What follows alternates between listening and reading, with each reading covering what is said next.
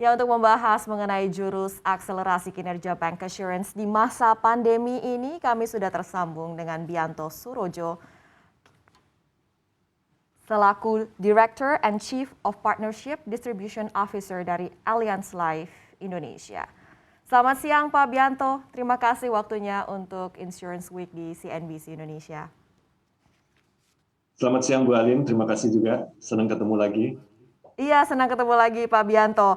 Kalau tadi informasi sudah kami sampaikan bahwa ternyata ini 55% dari total premi asuransi di industri jiwa ini disumbangkan lewat jalur pemasaran bancassurance. Nah, kalau untuk di Allianz Life Indonesia sendiri Pak, pertumbuhan premi untuk jalur bancassurance ini seperti apa?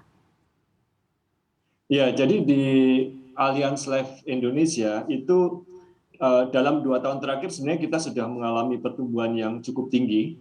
Jadi total APE atau annualized premium equivalent yang kami bukukan telah naik sebesar 43%. Dari tahun 2018 itu 2,7 triliun menjadi 3,9 triliun di tahun 2020 kemarin. Dan kita baru saja mendapatkan laporan AAJI beberapa waktu yang lalu, pertumbuhan APE untuk total Allianz itu sebesar 29%, dan ini meningkatkan market share kami dari 5 ke 10%. Dan Allianz di kuartal pertama kemarin, kami menjadi perusahaan asuransi dengan penjualan APE yang paling besar di Indonesia. Bancassurance sendiri merupakan salah satu kontributor terbesar dalam hal pertumbuhan ini, karena di kuartal 1 kemarin kami tumbuh 2 kali lipat dibandingkan dengan kuartal 1 di tahun sebelumnya.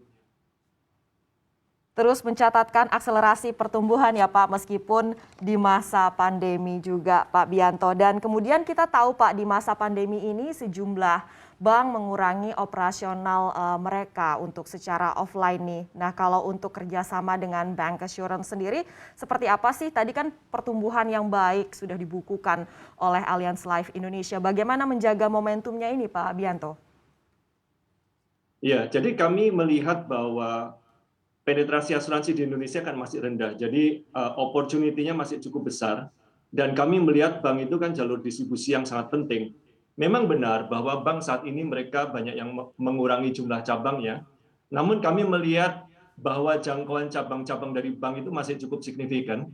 Mungkin 5-10 tahun ke depan kami juga masih melihat seperti itu. Makanya kami tetap bekerja sama dengan bank untuk mengintensifkan di jalur itu. Nah, kami melakukan adjustment. Salah satu caranya adalah misalnya cara penjualan ya. Di awal pandemi kemarin kita sempat adjust sedikit dengan keluarnya peraturan OJK yang memungkinkan kami menjual unit link non face to face.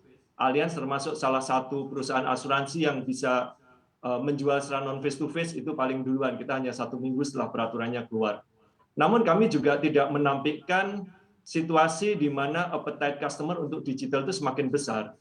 Makanya di samping kita bicara mengenai yang jangka pendeknya atau jangka menengahnya, kami juga mulai menyiapkan untuk jangka panjangnya. Kami bekerja sama dengan bank, itu mulai menjangkau kanal-kanal digital, di mana customer itu mulai appeal dengan segmen kanal tersebut gitu.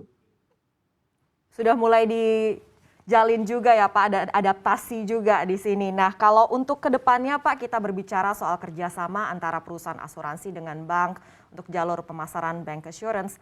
Kedepannya Anda melihat fokusnya akan lebih di kerjasama melalui memanfaatkan jalur-jalur digital milik perbankan, atau akan tetap heavy ke offline nih Pak?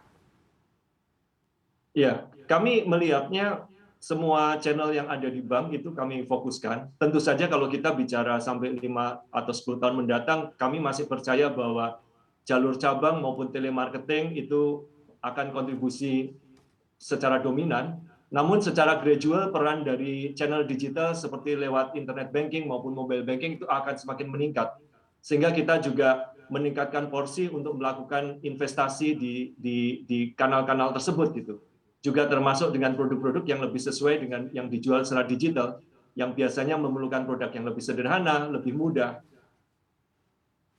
Oke, kemudian Pak untuk sisa 2021 ini seperti apa rencana dari Allianz Life Indonesia? Apakah akan semakin agresif untuk menambah mitra-mitra baru untuk memasarkan produk-produk dari Allianz ataukah ada inovasi produk-produk baru juga maupun juga rider yang disiapkan untuk sisa tahun ini Pak di semester 2 2021?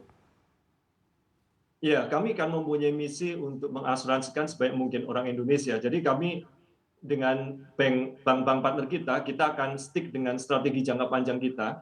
Nomor satu, kita akan selalu berinovasi mengenai produk-produk baru yang sesuai dengan kebutuhan nasabah ya, baik dari sisi produk asuransinya, fund-nya maupun riders-riders yang ada.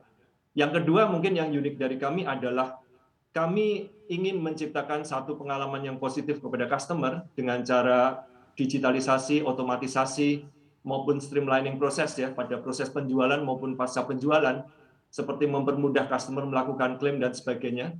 Yang ketiga, kami bekerja sama dengan bank untuk terus melakukan adaptasi-adaptasi terhadap menjangkau nasabah bank pada umumnya. Dan yang keempat, meningkatkan kemampuan tenaga penjual kami. Tentu saja dalam masa pandemi ini ada satu tambahan lagi, di mana kami menjadi lebih agile dalam hal mengadaptasi terhadap perubahan-perubahan yang timbul karena kebutuhan sehubungan dengan pandemi ini. Baik misalnya kemampuan ekonomi nasabah berkurang, ya kami luncurkan produk-produk yang bisa lebih terjangkau juga. Jangan lupa install aplikasi CNBC Indonesia di App Store maupun di Play Store untuk mendapatkan informasi dan perkembangan terkini dari berita-berita ekonomi dan bisnis.